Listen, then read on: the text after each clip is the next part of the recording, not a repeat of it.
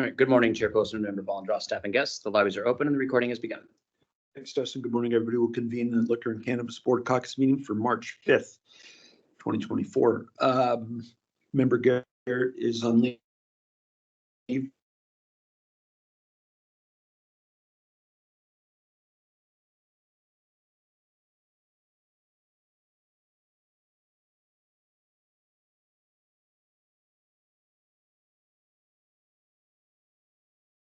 Mark, can you hear me? I can. I'm going to text Dustin. So I'm assuming that David is frozen for you as well. He is. Okay.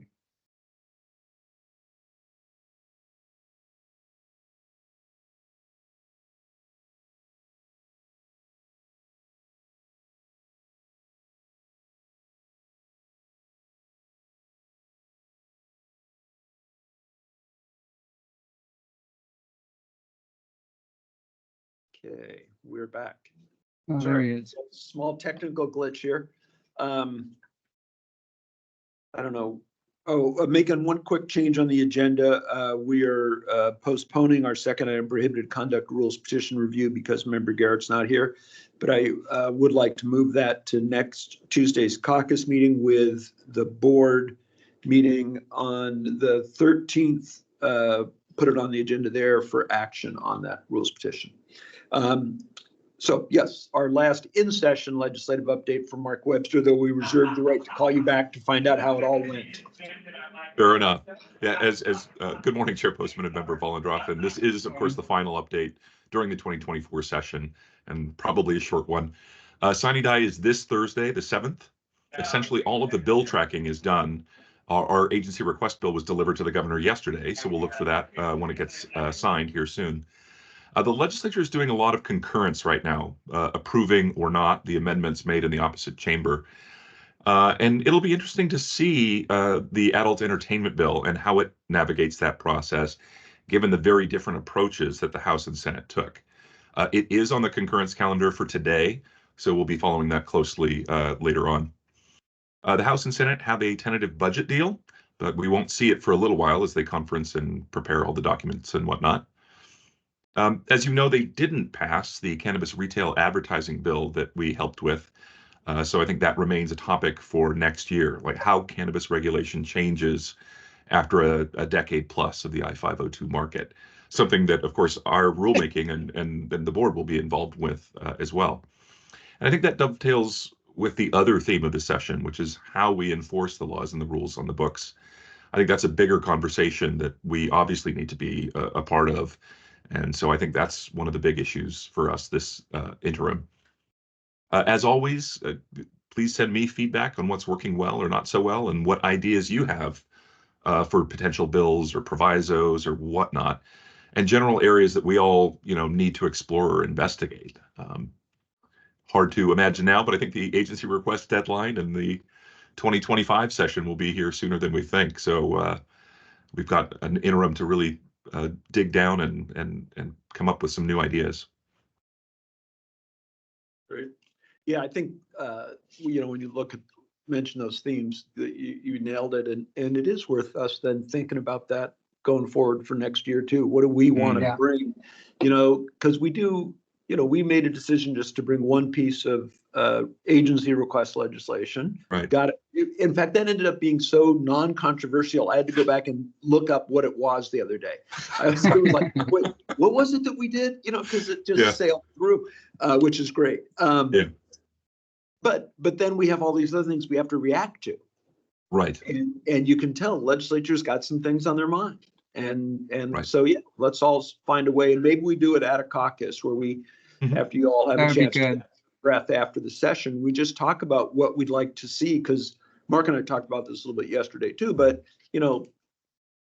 if we're going to do this, just hypothetical, if we're going to move something up on the advertising front that sort of loosens up, if you will, or modernizes or evolves the cannabis there, is there something we do somewhere else that tightens things up? Like where are we keeping our equilibrium?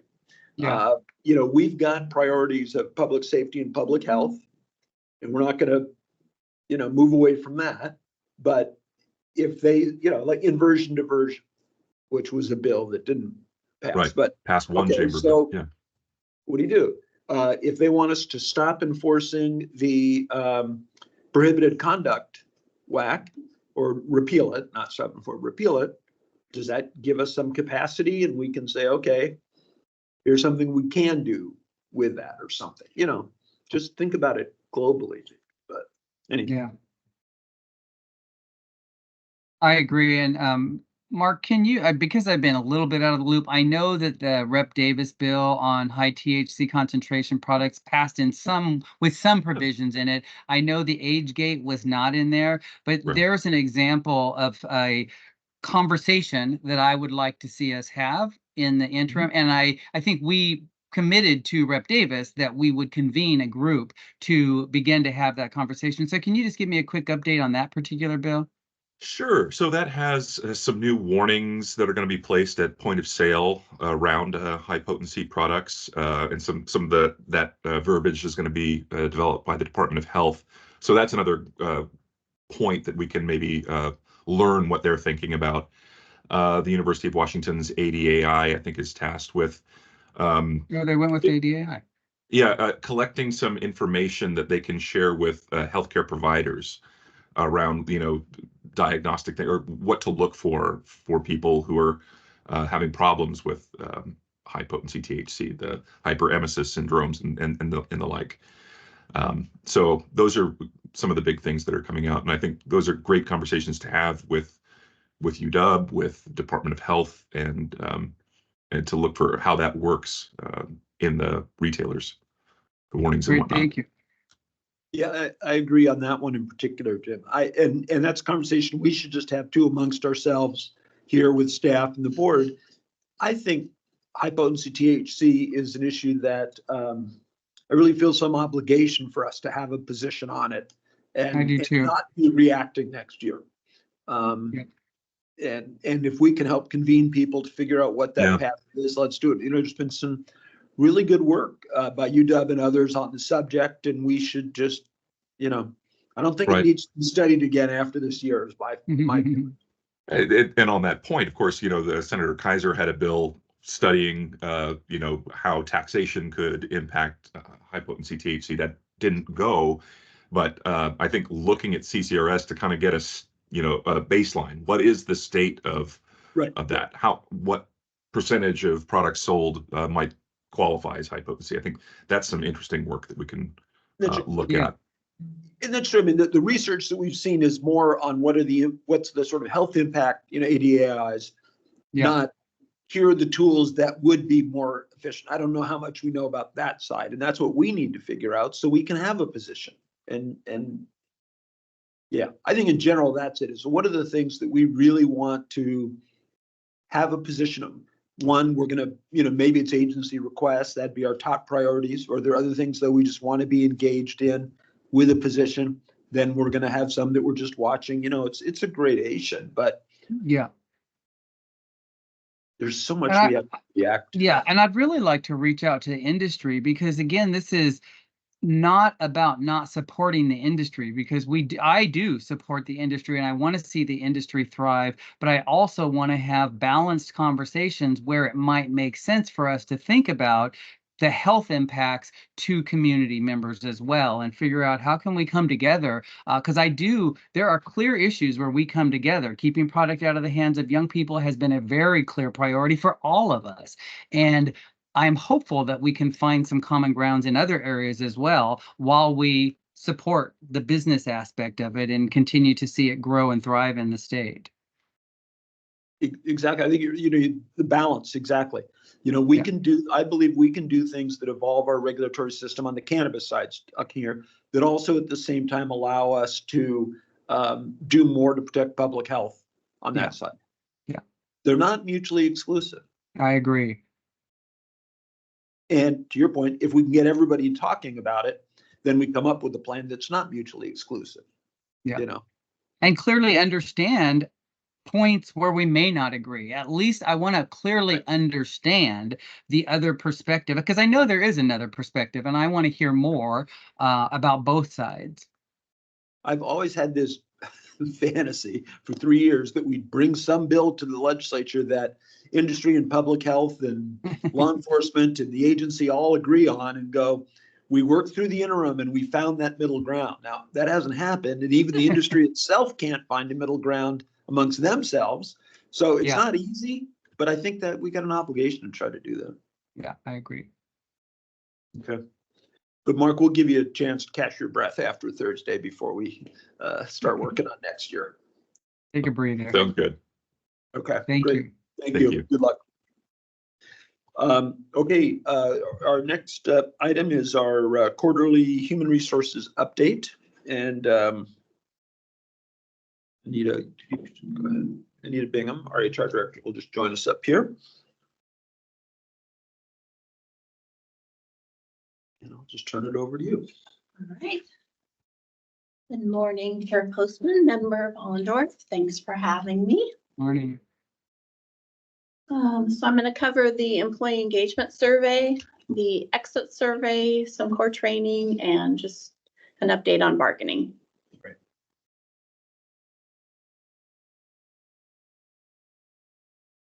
So state HR implemented a new survey where both the questions and response scales were updated to reflect best practices in employee engagement research. Though some of the questions on the survey are similar to prior year's questions, the wording and rating scale changes make any comparison to prior year surveys unreliable. The 2023 survey results serve as a new baseline for survey results moving forward. This year's survey consisted of 37 questions. 26 of the questions were Likert type questions, asking respondents to rate their agreement to the question statement on a 5-point scale from strongly disagree to strongly agree. The remaining 11 questions concerned employee demographics. We also had 2 agency-specific questions. What does the LCB do well, and what are opportunities for improvement? Next slide. We had 286 employees that took the survey, which is a response rate of 80%. These are our top 4 highest scoring questions. 89% of respondents feel their supervisors treat them with respect. 85% of respondents are satisfied with their telework and remote opportunities. 84% of respondents believe their immediate supervisor creates an environment of openness and trust. And 79% of respondents consider their immediate supervisor to be a good leader. So those are all good. We also have a couple areas for some improvement, though. The questions, I have opportunities for advancement in my agency, was only 47%. And I rarely think about looking for a new job with another employer was only 51%. So little work there we can do. Next slide. Were those the 2 lowest? Yes. Okay. Mhm. So Anita, I'm sorry. Can I ask a quick question on Sure. those ones? Do you have the comparison for other state agencies for those ones that we scored low on? And it may be in front of me. I apologize if it's not there. If it's there. I can get those for you, Jim. I don't have them with me right now. Thank you. Yeah. So for comparison to results to the enterprise results, the LCB had an average of 66% positive in the 4 questions related to engagement versus 63% for the enterprise. Next slide. Wait, could you go? I'm sorry, go back one. Okay. Doesn't that? So what do we look at? Engagement index on the right-hand side. Yeah, so those 4 questions, that's kind of a cumulative percentage. Cumulative that goes Yeah. into that one. Okay, sorry.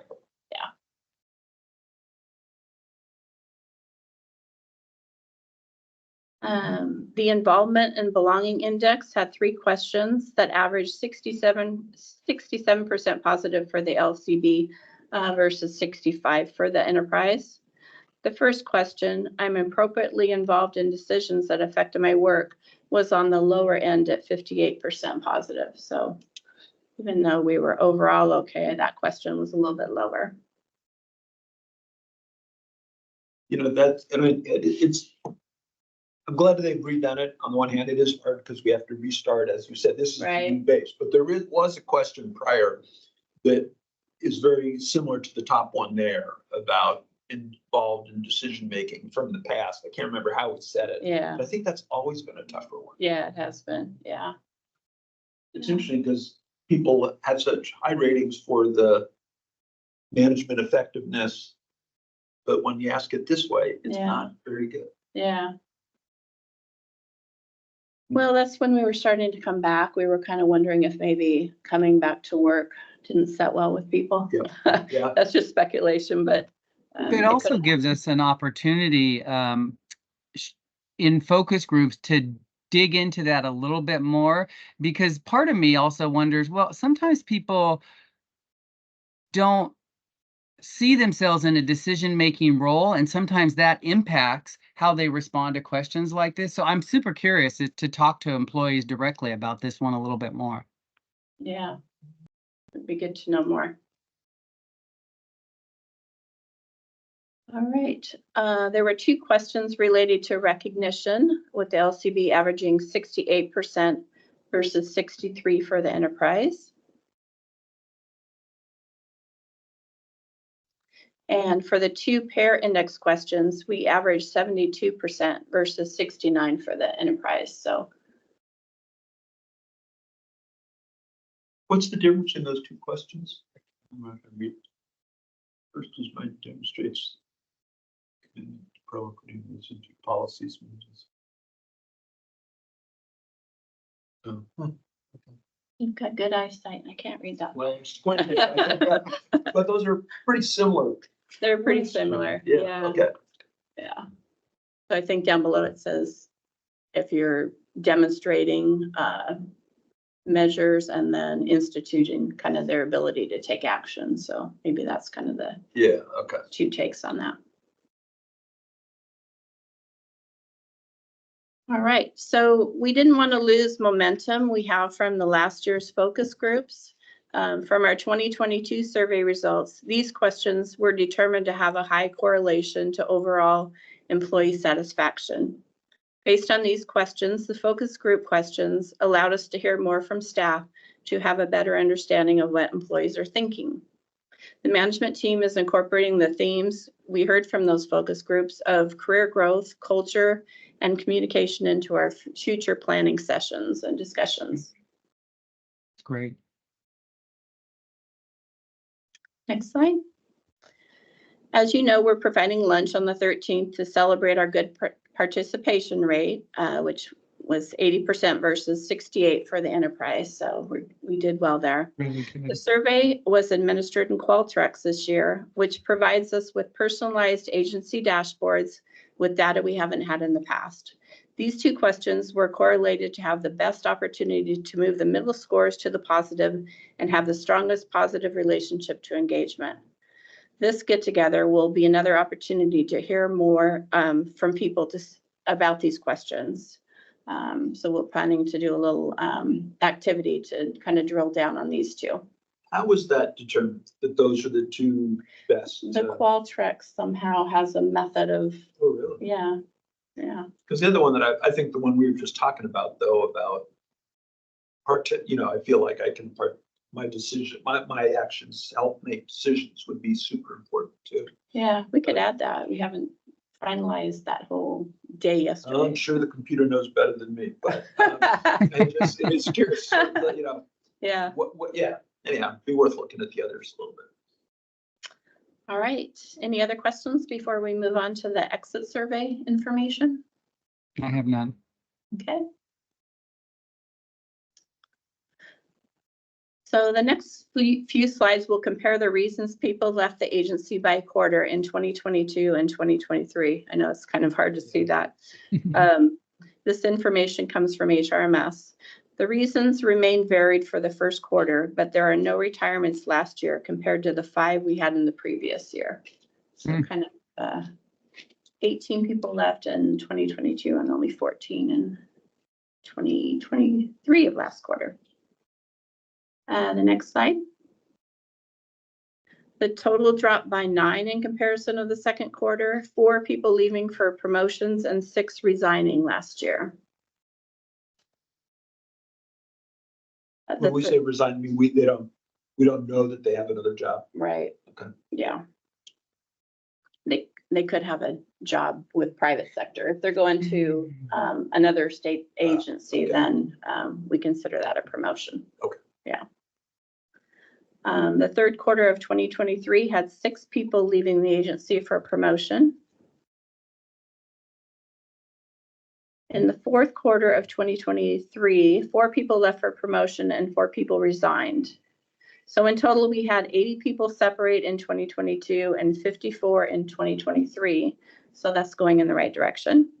Yeah. There were a total of 19 people who left last year for promotions within state government. So that includes exempt and WMS positions. And although we are a small agency with limited promotional opportunities, we can still encourage supervisors to have conversations with their employees to learn about their long-term goals and help employees develop skills and take on additional responsibilities when possible. Our new strategic plan has strategies to prioritize and invest in employee professional development and promote leadership development at all levels. So it is something that's definitely on our minds to pursue this year. Great. Next slide. So this is the exit survey that's administered by state HR. We provide departing employees the link to complete it. For fiscal year 2022 to 2023, we only had 4 employees that completed the survey. In the past, the responses would go to state HR, and we wouldn't get that information unless we had 10 responses. They were trying to protect people's, confidentiality. But this year, the survey recently moved to Qualtrics software, and with that change, we have the ability to review some of the responses on our dashboards. There are new questions that align with the employee engagement survey, so we're happy to have that information in real time available to us now. Next slide. In addition to the statewide Went back one. Yes, Yeah. I guess. What did it tell us? So I think we're missing a slide, but in addition to the statewide exit survey, the HR team began to consistently offer exit interviews. I think it's up there now, Anita. Okay, there it is. Yeah. Yeah. So these are the questions we're asking people that agree to talk with us. We continue to see the desire for promotional opportunities and pay as a factor in people leaving, and other reasons given were retirement, personal, moving out of the area. And we are sharing any feedback that we hear that may need follow-up with the appropriate supervisor or director from the exit conversations that we're having. So any questions on that? I know that was something that Jim had encouraged us to get consistent on, and we have been. So not everyone is agreeing to meet with us, but at least we know we're offering to do that with them. Interesting. Number 9 jumps out at me, I was thinking the same. partly because it's a sort of 2 sides of the coin there. But how do you describe management style of the agency overall? Territorial, doesn't sound good, but open door, which sounds great. Right. So, yeah, what do you like people? What do you like least about working here, coming into the office? Not many opportunities for promotion. That seems pretty consistent, right? Right. Yeah, there's great things that we see here too. People felt supported by their supervisor. I mean, there's just some good things to learn in here. So Anita, I really appreciate your effort in doing this. I think to have 10 separations and 7 responses is pretty good for starting this. When I think about if I heard this right, there were 80 separations and only 4 of those 80 participated in the statewide thing. I mean, I think there's room for improvement there, and hopefully we continue to do that. But this internal one for me is almost, well, I think we get valuable information from the internal one. I appreciate you guys' effort in doing that. Yeah, I think it is more valuable because we're really sitting down with people and hearing from them firsthand, which we don't get through, just a written link that we send somebody. It's kind of impersonal. So I think this is good. This is good. Like, how do you describe the work environment? Feel like family, very supportive, can't do better than those. That sounds great. Yep. And we heard very clearly in focus groups that employees wanted by and large, the opportunity to have this kind of exit as part of their separation from the LCB. So really helpful. Well, if we do drill down and focus groups coming out, number 9 is worthy of some exploration, I would think. Yeah. Right. All right, then moving on to training. We're making some progress on our DEI training as it's becoming available with DES for registration. We had 342 people that completed the documentary, leaving only 23 employees that still need to watch it. 81% of our, or 81 employees, excuse me, have completed module 1. And once people get signed up for module 1, it's much easier to get through to the other modules because they're automatically kind of putting you through at that point. We have currently 39 people who have completed all 4 modules, but I expect that number to be increasing now that people are getting in and starting to get through. We only have 4 supervisors and 13 employees that need to take sexual harassment prevention training, so that's pretty good. Next slide. We have a 96% completion rate for the online ethics training and 91% completion for the IT security awareness, so we're doing good there. And then the reasonable suspicion training is now available online to complete. Melissa just finally got that in place, so she's working to get a few of the staff that still need that assigned to them. What is that? What's CDT? And what is comprehensive drug testing, I think is what it is. It's the company basically that trains us how to know if someone needs to be sent in for a reasonable suspicion test.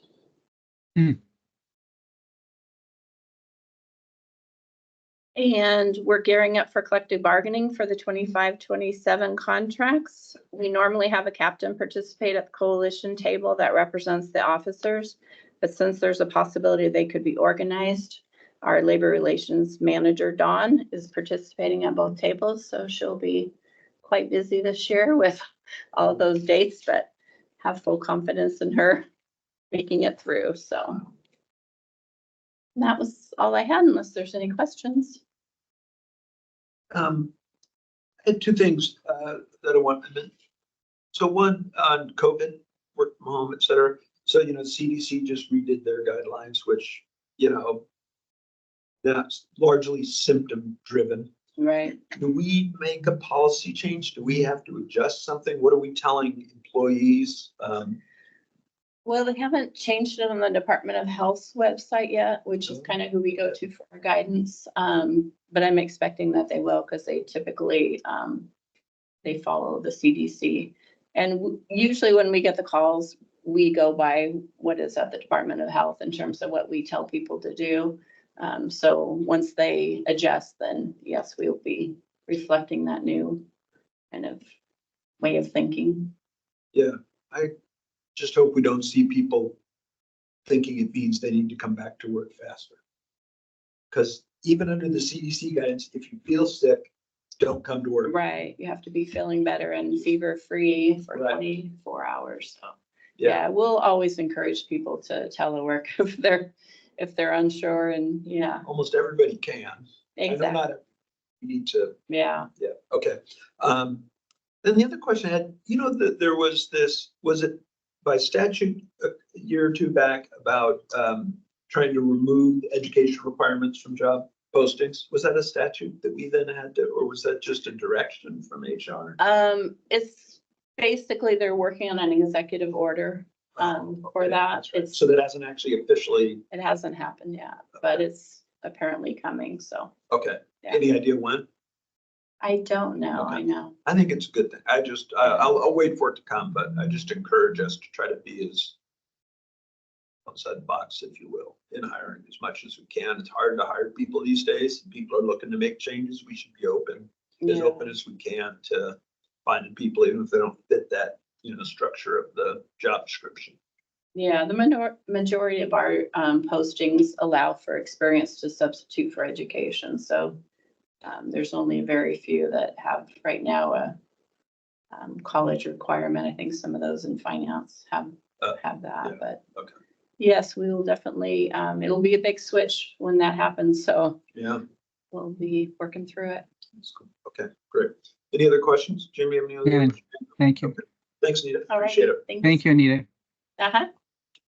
All right, that takes us to our last item, which is board member executive assistant reports, but also since our director is here, anything to report, director? Nothing to report today. Thank you. Okay, Dustin, Not for me. Thank you, Chair. Jim? No, I'm good.